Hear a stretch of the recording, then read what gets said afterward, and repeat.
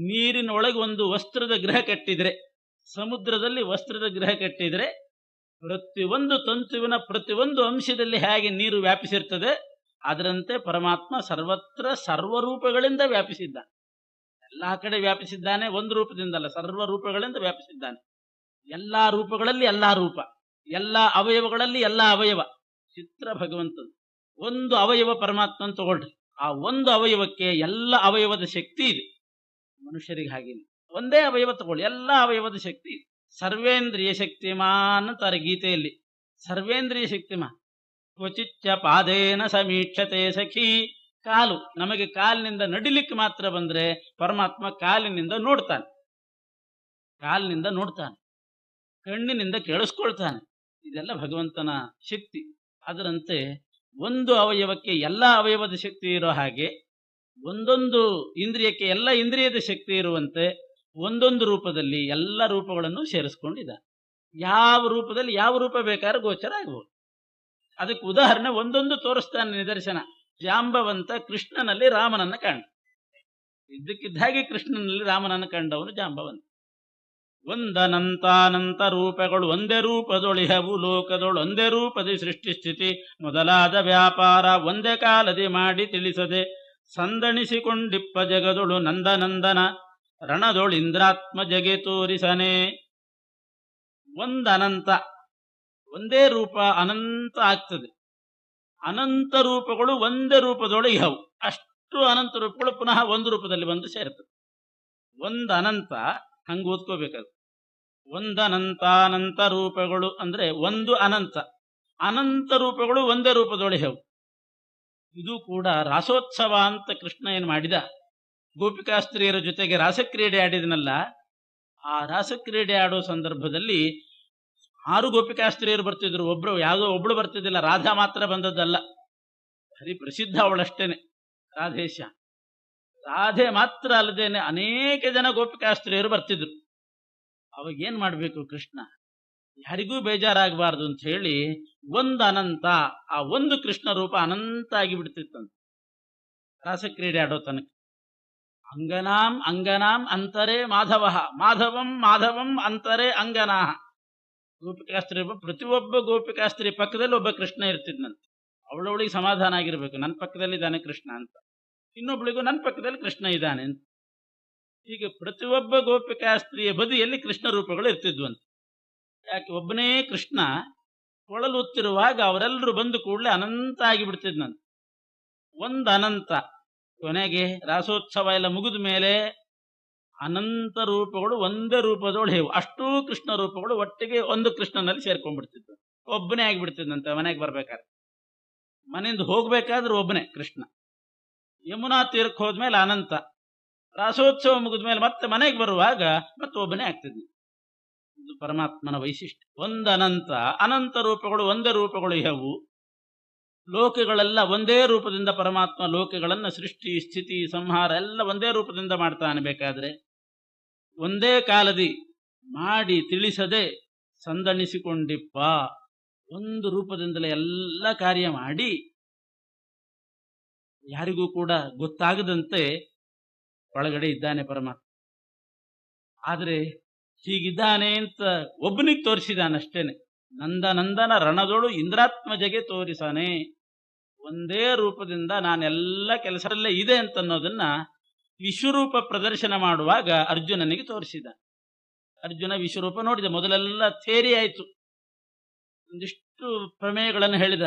ಕೊನೆ ಕೇಳಿ, ಇದನ್ನೆಲ್ಲ ನಾನು ಹೇಗೆ ನಂಬೋದು, ನನಗೊಂದ್ಸಲ ತೋರಿಸ್ತೀಯ ಇದನ್ನ ಅಂತ ಕೇಳಿದಾಗ, ದಿವ್ಯಂ ದದಾಮಿತೆ ಚಕ್ಷು ಪಶ್ಯಮೇ ರೂಪಮೈಶ್ವರಂ, ನೋಡು ನನ್ನ ರೂಪ ಹೇಗಿದೆ ತೋರಿಸ್ತೇನೆ ಅಂತ ಹೇಳಿ ತೋರಿಸ್ತಾನೆ. ಆ ಒಂದು ರೂಪದಲ್ಲಿ ಅನಂತ ರೂಪಗಳನ್ನು ನೋಡಿದ. ಆ ಒಂದು ರೂಪದಿಂದ ಎಲ್ಲ ಕಾರ್ಯ ಮಾಡ್ಲಿಕ್ಕೆ ತಾನು ಸಮರ್ಥ ಅನ್ನೋದು ಅದನ್ನೂ ಕೂಡ ಪರಮಾತ್ಮ ತೋರಿಸಿದ್ದಾನೆ. ಇಲ್ಲಿ ವಿಶ್ವರೂಪ ಪ್ರದರ್ಶನ ಮಾಡುವಾಗ ಭಗವಂತನ ರೂಪಗಳು ಒಂದರಲ್ಲಿ ಹೇಗೆ ಹಾಸುಹೊಕ್ಕಾಗಿ ಸೇರ್ಕೊಂಡಿದೆ ಅಂತನ್ನೋದು ಅರ್ಜುನನಿಗೆ ಅದು ಸಾಕ್ಷಾತ್ಕಾರ ಆಗಿದೆ. ಇದೆಲ್ಲ ಸತ್ಯ. ದಿವ್ಯ ಚಕ್ಷುಸ್ಸಿನಿಂದ ಅರ್ಜುನ ನೋಡಿದಂತಹ ಪ್ರಮೇಯ ಇದು ಸತ್ಯ ಅನ್ನೋದಕ್ಕೆ ನಿದರ್ಶನ ಕೊಟ್ಟು ಪರಮಾತ್ಮ ಬೆರೆತ ಕ್ರಮ ಇನ್ನೊಂದು ರೀತಿಯಲ್ಲಿ ಹೇಳ್ತಾರೆ.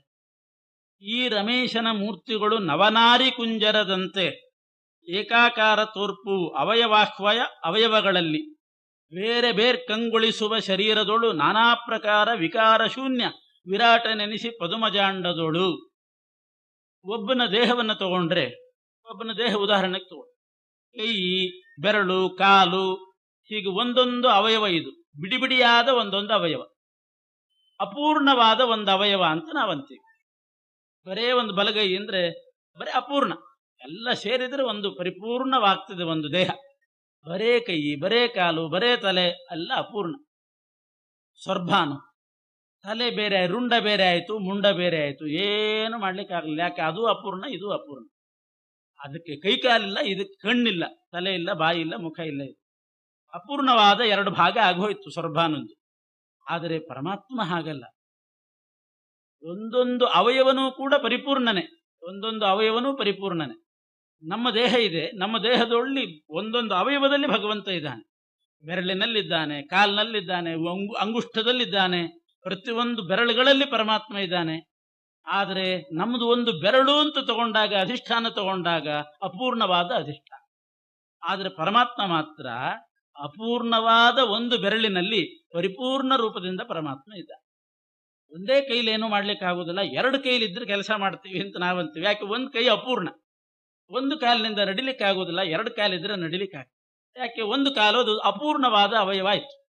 ಆದರೆ ಆ ಅಧಿಷ್ಠಾನ ಅಪೂರ್ಣ ಆದರೂ ಕೂಡ ಅದರಲ್ಲಿರ್ತಕ್ಕಂಥ ಪರಮಾತ್ಮ ಮಾತ್ರ ಪೂರ್ಣ ರೂಪದಿಂದ ಇದ್ದಾನೆ, ಅರ್ಧಂಬರ್ಧ ರೂಪದಿಂದ ಇದ್ದಾನೆ ಅಂತ ಅರ್ಥ ಅಲ್ಲ. ಅದಕ್ಕೆ ಉದಾಹರಣೆ ಕೊಟ್ಟದ್ದು ದಾಸರು ನವನಾರಿ ಕುಂಜರ ಅಂದ್ರು. ನವನಾರಿ ಕುಂಜರ ಅಂತಂದ್ರೆ, ಕುಂಜರ ಅಂದ್ರೆ ಆನೆ, ನವನಾರಿ ಅಂತಂದ್ರೆ 9 ಜನ ಹೆಣ್ಣು ಮಕ್ಕಳು. ಹಿಂದೆ ಪಂಚನಾರಿ ತುರಗ ಅಂತ ಬಂದಿತ್ತು, ಈಗ ನವನಾರಿ ಕುಂಜರ ಅಂತ 9 ಹೆಣ್ಣು ಮಕ್ಕಳ ಚಿತ್ರವನ್ನ ಒಬ್ಬನು ಬಿಡಿಸಿದ. ಸುಮ್ಮನೆ ಒಂದ್ರ ಪಕ್ಕದಲ್ಲಿ ಒಂದು ಬಿಡಿಸಿದ್ರೆ ಸ್ವಾರಸ್ಯ ಆಗಿಲ್ಲ. ಆ ನಾನಾ ಭಂಗಿಯಲ್ಲಿ 9 ಜನ ಹೆಣ್ಣು ಮಕ್ಕಳ ಚಿತ್ರ ಬಿಡಿಸಿದಾಗ ಅದೊಂದು ಆನೆ ಚಿತ್ರ ಆಯ್ತು.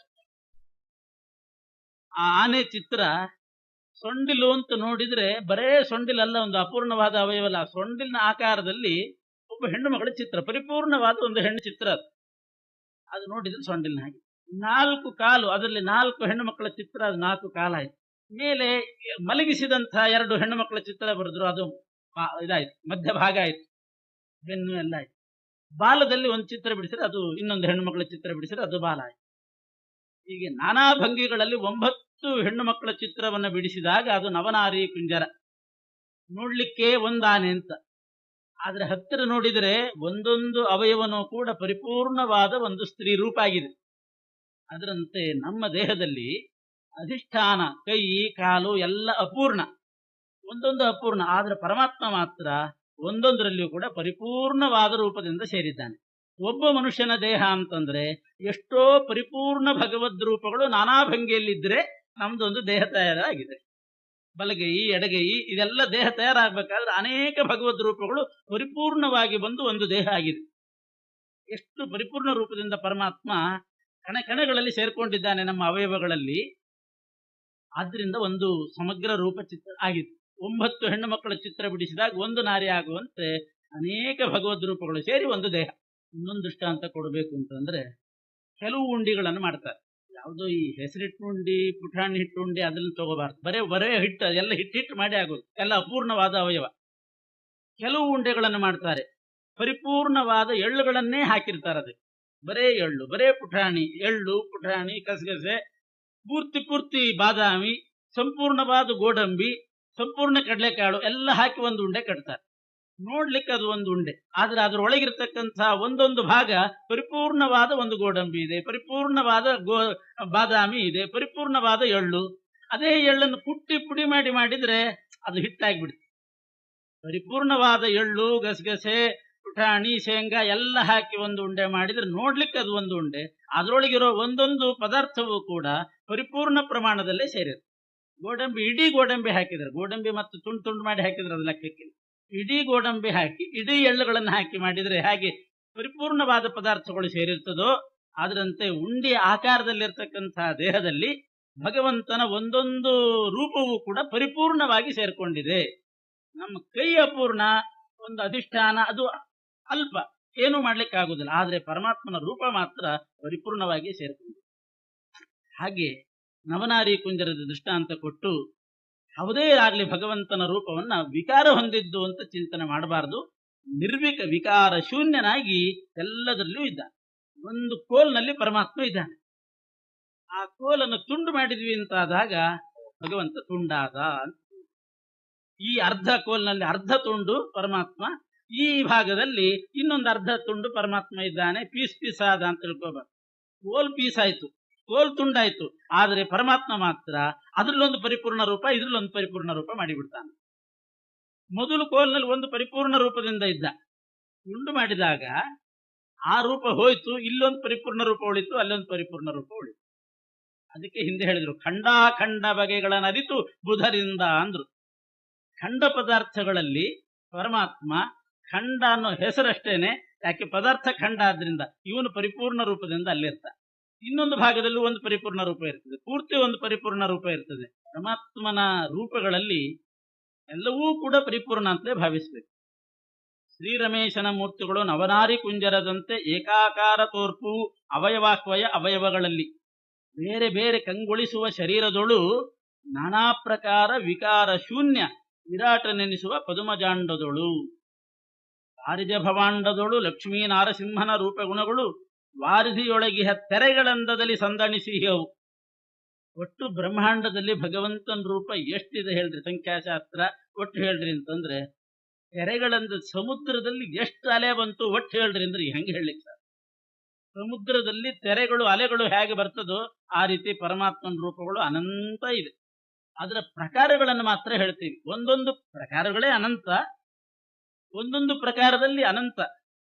ಈಗ ಪ್ರಕಾರಗಳನ್ನು ಹೇಳಬೇಕು ಅಂದ್ರೆ ಕಾರಣ, ಅಂಶ, ಆವೇಶ, ವ್ಯಾಪ್ತ, ಅವತಾರ, ಕಾರ್ಯ, ಅವ್ಯಕ್ತ, ವ್ಯಕ್ತ, ಈರೈದು ವಿಭೂತಿ, ಅಂತರ್ಯಾಮಿ, ಇವು ಬರೇ ಪ್ರಕಾರಗಳು.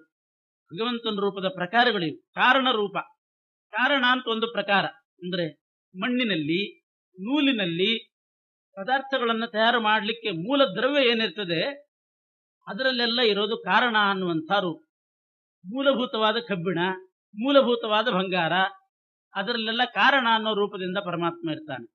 ಬಂಗಾರದಿಂದ ತಯಾರಾಗಿರತಕ್ಕಂಥ ಸರ, ಬಳೆ, ಉಂಗುರ ಅದರಲ್ಲಿ ಕಾರ್ಯರೂಪದಿಂದ ಬರ್ತಾರೆ.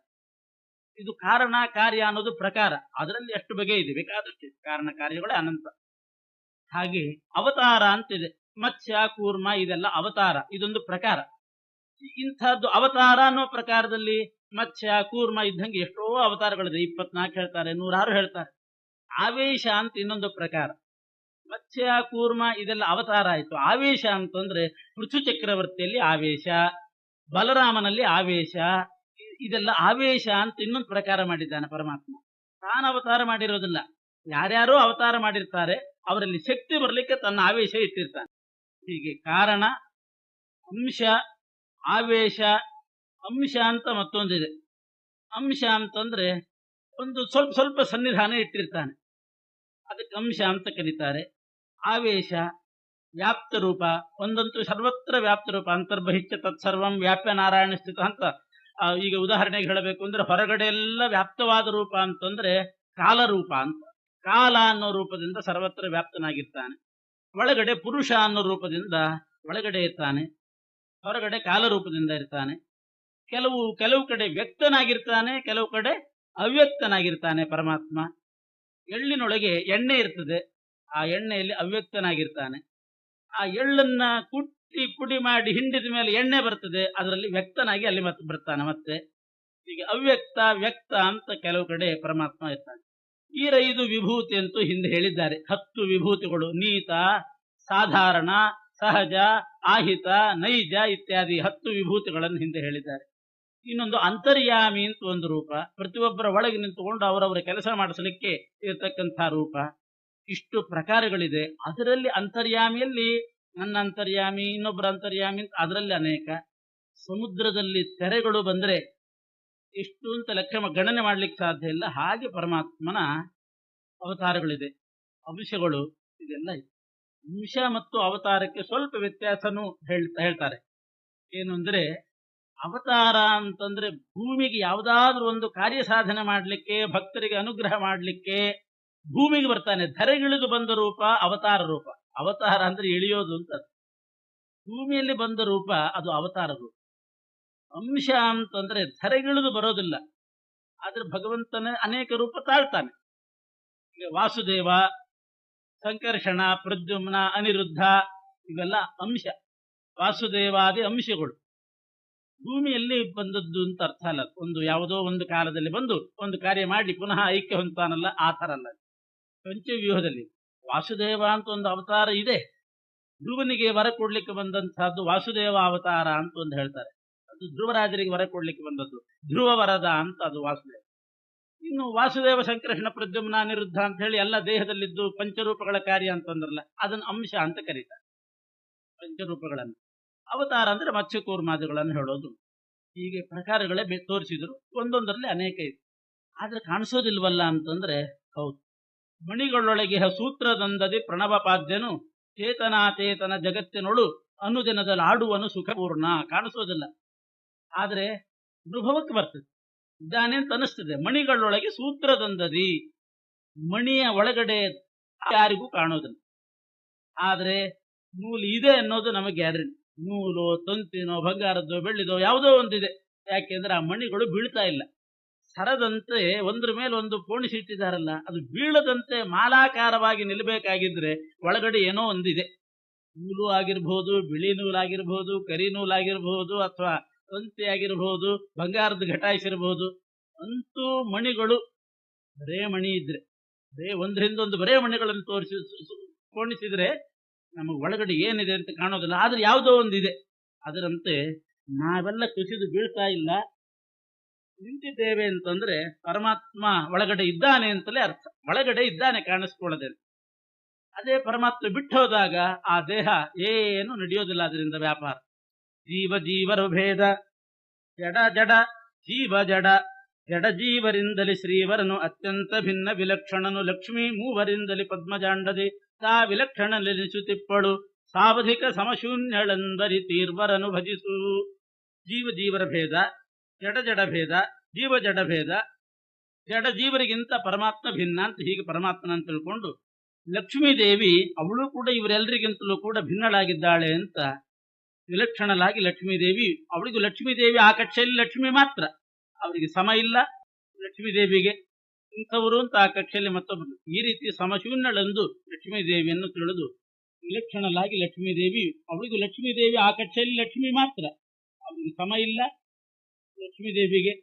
ಇಂಥವರು ಅಂತ ಆ ಕಕ್ಷೆಯಲ್ಲಿ ಮತ್ತೊಬ್ಬರು. ಈ ರೀತಿ ಸಮಶೂನ್ಯಳೆಂದು ಲಕ್ಷ್ಮೀದೇವಿಯನ್ನು ತಿಳಿದು ಭಜಿಸಿರಿ ಅಂತ ಲಕ್ಷ್ಮೀನಾರಾಯಣರನ್ನ ಈ ರೀತಿ ಭೇದದ ಮೂಲಕವಾಗಿ ಭೇದ ತಿಳ್ಕೊಂಡು ಭಜಿಸಿರಿ ಅಂತ. ಆದಿತೇಯರು ತಿಳಿಯದೆ ಪರಮಾತ್ಮನನ್ನ ಭಜಿಸುವಾಗ ಗುಣಪೂರ್ಣ. ಎಷ್ಟು ಗುಣಪೂರ್ಣ ಅಂತಂದ್ರೆ, ಆದಿತೇಯರು ತಿಳಿಯದಿಹ ಗುಣ ವೇದಮಾನಿಗಳೆಂದೆನಿಪ ವಾಣ್ಯಾದಿಗಳು ಬಲ್ಲರು. ಆದಿತೇಯರು ಅಂದ್ರೆ ದೇವತೆಗಳು. ಇಂದ್ರಾದಿ ದೇವತೆಗಳಿಗೆ ಗೊತ್ತಿಲ್ಲದೇ ಇರುವ ಎಷ್ಟೋ ಗುಣಗಳನ್ನ ಸರಸ್ವತಿ ಭಾರತೀಯರು ತಿಳ್ಕೊಂಡು ಸೇವಿಸ್ತಾರೆ. ಅವರರಿಯದ ಗುಣಗಳನ್ನು ವೇದಬಲ್ಲನು. ಸರಸ್ವತಿ ಭಾರತೀಯರಿಗೂ ಗೊತ್ತಾಗದೇ ಇರೋದನ್ನ ಬ್ರಹ್ಮ ತಿಳ್ಕೊಳ್ತಾನೆ, ವೇದಬಲ್ಲನು. ಬ್ರಹ್ಮನರಿಯದ ಅಗಾಧ ಗುಣಗಳು ಲಕುಮಿ ಬಲ್ಲಳು. ಚತುರ್ಮುಖ ಬ್ರಹ್ಮದೇವರಿಗೂ ಗೊತ್ತಾಗದೇ ಇರುವಂತಹ ಅಗಾಧ ಗುಣಗಳನ್ನ ಲಕ್ಷ್ಮೀದೇವಿ ತಿಳ್ಕೊಳ್ತಾಳೆ. ಶ್ರೀಧರೊಬ್ಬನುಪಾಸ್ಯ ಸದ್ಗುಣಪೂರ್ಣ ಹರಿಯಂದು. ಪರಮಾತ್ಮನೇ ಅವನೇ ಗುಣಪೂರ್ಣ ಅಂತ ಲಕ್ಷ್ಮೀದೇವಿ ಹೇಳಿದ್ರು. ಸ್ವಾರಸ್ಯ ಅಂದ್ರೆ, ದೇವತೆಗಳು ತಿಳಿಯದೇ ಇದ್ದದ್ದು ವಾಣ್ಯಾದಿಗಳು ತಿಳಿತಾರೆ, ಸರಸ್ವತ್ಯಾದಿಗಳು. ಅವರು ತಿಳಿಯದೇ ಇದ್ದದ್ದು ಬ್ರಹ್ಮ ತಿಳಿತಾನೆ. ಬ್ರಹ್ಮ ತಿಳಿಯದೇ ಇರತಕ್ಕಂತಹ ಅಗಾಧ ಗುಣಗಳನ್ನ ಲಕ್ಷ್ಮಿ ತಿಳಿತಾಳೆ ಅಂತಂದ್ರೆ, ಪರಮಾತ್ಮನ ಎಲ್ಲ ಗುಣ ತಿಳಿತಾಳೆ ಅಂತ ಅನಿಸಿಬಿಡ್ತದೆ ಆ ಪದ್ಯಕ್ಕೆ. ತಪ್ಪಾಗ್ತದೆ ಹಂಗೆ ಹೇಳಿದ್ರೆ. ಅದಕ್ಕೋಸ್ಕರ ಮುಂದಿನ ಪದ್ಯ ಹೇಳ್ತಾರೆ, ಇಂತನಂತಾನಂತ ಗುಣಗಳ ಪ್ರಾಂತಗಾಣದ ಮಹಾಲಕ್ಷ್ಮಿ ಭಗವಂತಗಾಭರಣಾಯುಧಾಂಬರ ಆಲಯಗಳಾಗಿ ಸ್ವಂತದಲ್ಲಿ ನೆಲೆಗೊಳಿಸಿ ಪರಮ ದುರಂತ ಮಹಿಮನ ದೌತ್ಯ ಕರ್ಮ ನಿರಂತರದೆ ಮಾಡುತ್ತಲೇ ತದಧೀನತ್ವ ವೈದಿಗಳು. ದೇವತೆಗಳಿಗೆ ಇಂದ್ರಾದಿಗಳಿಗೆ ಗೊತ್ತಿಲ್ಲದೆ ಇದ್ದದ್ದು ಸರಸ್ವತ್ಯಾದಿಗಳಿಗೆ, ಅವರಿಗೆ ಗೊತ್ತಿಲ್ಲದಿದ್ದದ್ದು ಬ್ರಹ್ಮ. ಬ್ರಹ್ಮ ತಿಳಿದೇ ಇರತಕ್ಕಂತಹ ಗುಣಗಳನ್ನು ಎಷ್ಟೋ ತಿಳಿತಾಳೆ. ಆದರೂ ಕೂಡ ಲಕ್ಷ್ಮಿಗೆ ಏನ್ ಅನಿಸ್ತದೆ ಅಂತಂದ್ರೆ, ನಾನು ತಿಳಿದದ್ದೆಷ್ಟು ಅಂತಂದ್ರೆ, ದೊಡ್ಡ ಸಮುದ್ರಕ್ಕೆ ಹೋಗಿ ಒಂದು ಸಣ್ಣ ಮಿಳ್ಳಿ ತುಂಬಾ ನೀರು ತಗೊಂಡು ಬಂದ್ರೆ ಹಂಗ ದೊಡ್ಡ ಸಮುದ್ರಕ್ಕೆ ಹೋದ್ವಿ, ಆ ಸಮುದ್ರದ ನೀರು ತಂದಿದ್ದೀವಿ. ರಾಮೇಶ್ವರಕ್ಕೆ ಹೋಗಿ ಅಲ್ಲಿಂದ ಇದನ್ನ ತಗೊಂಡು ಬಂದಿದ್ದೀವಿ, ಮರಳು. ಎಷ್ಟು ತಂದದ್ದು, ಎಷ್ಟಿದೆ ಅಲ್ಲಿ, ನಾವು ತಂದದ್ದು ಎಷ್ಟು, ರಾಮೇಶ್ವರದಲ್ಲಿ ಅಭಿಷೇಕ ಮಾಡ್ಲಿಕ್ಕೆ ಅಂತ ಗಂಗಾ ಹುಳ್ಳಿ ತಗೊಂಡು ಬರ್ರಿ. ಎಷ್ಟು ತಂದದ್ದು, ದೊಡ್ಡ ಪ್ರವಾಹ ಇದೆ, ಬೇಕಾದಷ್ಟಿದೆ. ನಾವು ತಂದದ್ದು ಒಂದು ಸಣ್ಣ ತಂಬಿಗೆ ತುಂಡ. ಹಾಗೆ ಲಕ್ಷ್ಮೀದೇವಿ ಅಷ್ಟು ಪರಮಾತ್ಮನ ಗುಣಚಿಂತನೆ ಮಾಡಿದರೂ ಕೂಡ ಲಕ್ಷ್ಮಿಗೆ ಅನಿಸೋದೇನು ಅಂತಂದ್ರೆ, ನಾನು ಒಂದು ಸಮುದ್ರದಲ್ಲಿ ಒಂದು ಬಿಂದುವನ್ನು ತಂದಿದ್ದೇನೆ ಅಂತ ಭಾವನೆ ಬರ್ತದಂತೆ ಲಕ್ಷ್ಮೀದೇವಿಗೆ. ಇಂಥ ಅನಂತಾನಂತ ಗುಣಗಳ ಪ್ರಾಂತಗಾಣದೆ. ಸಮುದ್ರ ತೀರಕ್ಕೆ ಹೋದ್ರೆ ಆ ಕಡೆ ದಡ ಎಷ್ಟಿದೆ ನೀರು ಅಂತ ಯಾರಿಗಾದ್ರೂ ಹೇಳಲಿಕ್ಕೆ ಸಾಧ್ಯವೋ? ಆ ರೀತಿ ಲಕ್ಷ್ಮೀದೇವಿಗೆ ಅನಿಸ್ತದಂತೆ. ಹಾಗೆ ಬೆರಗಾಗಿ ಇಂಥ ಪರಮಾತ್ಮನನ್ನು ಹೇಗೆ ಸೇವೆ ಮಾಡಬೇಕು, ಎಷ್ಟೆಷ್ಟು ಅವತಾರಗಳನ್ನು ತಾಳ್ತಾನೆ, ತಾನೂ ಅವತಾರ ಮಾಡ್ತಾನೆ ಬೇಕಾದಷ್ಟು. ಆದರೂ ಕೂಡ ಸಮಾಧಾನ ಆಗದೇನೆ ಪರಮಾತ್ಮನಿಗೆ ತಾನೇ ಆಭರಣವಾಗಿ, ಪರಮಾತ್ಮನಿಗೆ ತಾನೇ ಅಂಬರ ವಸ್ತ್ರವಾಗಿ ಲಕ್ಷ್ಮೀದೇವಿ, ಪರಮಾತ್ಮನಿಗೆ ತಾನೇ ಮನೆಯಾಗಿ ಈ ರೀತಿ ಸೇವೆ ಸಲ್ಲಿಸ್ತಾ ಇದ್ದಾಳಂತೆ. ಭಗವಂತಗ ಆಭರಣ, ಆಯುಧ, ಅಂಬರ, ಆಲಯಗಳಾಗಿ. ಆಭರಣ, ಆಯುಧ, ಅಂಬರ, ಆಲಯ. ಆಭರಣನೂ ಲಕ್ಷ್ಮೀದೇವಿ, ಪರಮಾತ್ಮ ಧರಿಸುವ ಆಭರಣ. ಲಕ್ಷ್ಮೀನೇ ನಾನಾ ಆಭರಣದ ರೂಪವನ್ನು ತಾಳಿ ಪರಮಾತ್ಮನ ದೇಹದಲ್ಲಿ ನೆಲೆಸ್ತಾಳೆ. ಪರಮಾತ್ಮ ಧರಿಸಿದ ಆಭರಣ ಅಂದ್ರೆ ಲಕ್ಷ್ಮಿ ಚೈತನ್ಯ, ಚೈತನ್ಯಮಯವಾದ ಆಭರಣ. ಇನ್ನೂ ಒಂದಿದೆ, ವಿಶ್ವಕರ್ಮ ನಿರ್ಮಾಣ ಮಾಡಿದ ಆಭರಣಗಳನ್ನು ಕೂಡ ಪರಮಾತ್ಮ ಧರಿಸ್ತಾನೆ.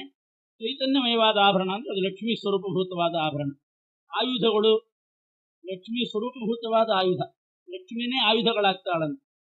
ಪರಮಾತ್ಮ ಉಟ್ಟುಕೊಳ್ಳೋ ಬಟ್ಟೆ ಲಕ್ಷ್ಮಿನೇ ಬಟ್ಟೆ ಆಗ್ತಾಳಂತೆ. ಪರಮಾತ್ಮನ ಮನೆ ಇದೆಯಲ್ಲ ವೈಕುಂಠ ಲೋಕ, ಅದು ಲಕ್ಷ್ಮೀದೇವಿ ಅಂತ. ಸ್ವಯಮಿಂದಿರೈವ ಪತಿಮಾನಕರಿ ಗೃಹಕರ್ಮ ಯತ್ರ ಕುರುತೆ ಸುತರಾಂ ಹೇಳುವಾಗ ಹೇಳ್ತಾನೆ, ಅಖಿಲ ಅಖಿಲ ವಸ್ತುಮಯಿ. ಪರಮಾತ್ಮ ಧರಿಸುವ ಮಣಿ, ಬಂಗಾರ, ವಸ್ತು, ಮನೆ ಎಲ್ಲ ಲಕ್ಷ್ಮಿ ಸ್ವರೂಪ. ಹೀಗೆ ಆಲೆಯೂ ಕೂಡ ಲಕ್ಷ್ಮೀ ದೇವಿನೇ ಆಗ್ತಾಳಂತೆ. ಶಯ್ಯೆ ಅವಳೆ, ಮಂಚ ಅವಳೆ. ನಮಗ್ ನೋಡ್ಲಿಕ್ಕೆ ಇದು ಜಡ ಅಂತ ಅನಿಸಬಹುದು, ಎಲ್ಲ ಲಕ್ಷ್ಮೀ ದೇವಿ ಆಗಿದ್ದಾಳೆ ಅಂತಂದ ಮೇಲೆ ಆ ಪರಮಾತ್ಮನ ಗುಣಗಳಿಗೇನಾದ್ರೂ ಮಿತಿ ಕಂಡಿದ್ರೆ ಪ್ರಸಂಗ ಬರ್ತಿದ್ದಿಲ್ಲ.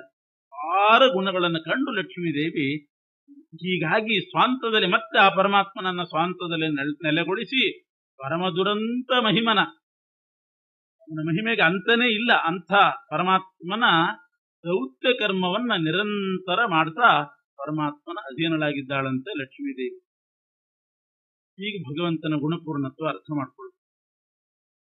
ಲಕ್ಷ್ಮೀದೇವಿಗೆ ಆ ಪರಮಾತ್ಮನ ಗುಣ ಚಿಂತನೆ ಮಾಡ್ತಾ ಹೋದ್ರೆ ಹೇಗಾಯ್ತು ಪರಿಸ್ಥಿತಿ ಅಂದ್ರೆ, ಪ್ರಳಯ ಜಲಧಿಯೊಳುಳ್ಳ ನಾವೆಯು ಹೊಲಬುಗಾಣದೆ ಸುತ್ತು ಒಂದದಿ. ಪ್ರಳಯ ಸಮುದ್ರದಲ್ಲಿ ಒಂದು ಸಣ್ಣ ದೋಣಿ ಹಾಗೆ ಅದಕ್ಕೆ ಆ ಕಡೆ ಈ ಕಡೆ ದಡ ಕಾಣದೆ ಸುತ್ತುತ್ತದೆ. ಪರಮಾತ್ಮನ ಗುಣ ರೂಪಗಳ ಚಿಂತಿಸ್ತಾ ಸಮುದ್ರದಂತಿರುವ ಆ ಗುಣರೂಪಗಳಲ್ಲಿ ಲಕ್ಷ್ಮೀದೇವಿಗೆ ಆ ಪರಿಸ್ಥಿತಿ ಬಂತಂತೆ. ಪ್ರಳಯ ಸಮುದ್ರದ ಒಂದು ದೋಣಿಯ ಪರಿಸ್ಥಿತಿ ಲಕ್ಷ್ಮೀದೇವಿಗೆ ಆ ಪರಮಾತ್ಮನ ಗುಣಸಾಗರದಲ್ಲಿ ತನ್ನ ಪರಿಸ್ಥಿತಿ ಹಾಗಾಯಿತು. ಆದ್ದರಿಂದ ಚಂಚಲವನೈದಿಹಳು ಅಲ್ಪ ಜೀವರಿಗೆ ಅಳವಡುವುದೇನು ಇವನ ಮಹಿಮೆಗಳು ಈ ಜಗತ್ತರಿಯದಿ. ಲಕ್ಷ್ಮೀ ಪರಿಸ್ಥಿತಿನೇ ಹಂಗಾದ್ರೆ ಅಲ್ಪ ಜೀವರು ಏನ್ ತಿಳ್ಕೊಳ್ತಾರೆ. ಶ್ರೀನಿಕೇತನ, ಸಾತ್ವತಾಂಪತಿ, ಜ್ಞಾನಗಮ್ಯ, ಗಯಾಸುರಾರ್ಧನ, ಮೌನಿಕುಲ ಸನ್ಮಾನ್ಯ, ಮಾನದ ಮಾತುಳ ಧ್ವಂಸಿ, ದೀನಜನ ಮಂದಾರ, ಮಧುರಿಪು, ಪ್ರಾಣದ ಜಗನ್ನಾಥ ವಿಠಲ, ತಾನೆ ಗತಿಯೆಂದನುದಿನದಿ ನಂಬಿದರ ಪೊರೆವನು. ಇಷ್ಟು ತಿಳ್ಕೊಳ್ರಿ. ಅವನು ಶ್ರೀನಿಕೇತನ, ಸಾತ್ವತಾಂಪತಿ, ಸಾತ್ವತರು ಅಂತ ಯಾದವರಲ್ಲಿ ಒಂದು ಗುಂಪು, ಅವರಿಗೆ ಅಧಿಪತಿ. ಜ್ಞಾನಗಮ್ಯ, ಗಯಾಸುರಾರ್ಧನ, ಮೌನಿಕುಲ ಸನ್ಮಾನ್ಯ, ಋಷಿಗಳಿಂದ ಮಾನ್ಯನಾಗಿದ್ದಾನೆ. ಮಾನದ ಮಾನವನ್ನು ಕೊಡುವವನು, ದುರ್ಜನರ ಮಾನವನ್ನ ಭಂಜನ ಮಾಡ್ತಕ್ಕಂಥವನು. ಮಾತುಳ ಧ್ವಂಸಿ, ಕಂಸ ಹಿಂಸಕ ಅಂತರ್ಥ. ದೀನ ಜನರಿಗೆ ಮಂದಾರ, ಮಧುರಿಪು, ಮಧುನಾಮಕ ದೈತ್ಯನಿಗೆ ರಿಪು, ಪ್ರಾಣದ ಜಗನ್ನಾಥ ವಿಠಲ ನೀನೇ ಗತಿ ಅಂತ ಇಷ್ಟು ಸ್ಮರಣೆ ಮಾಡಿದ್ರು ನಂಬಿದರ ಪಡೆಯುವುದು.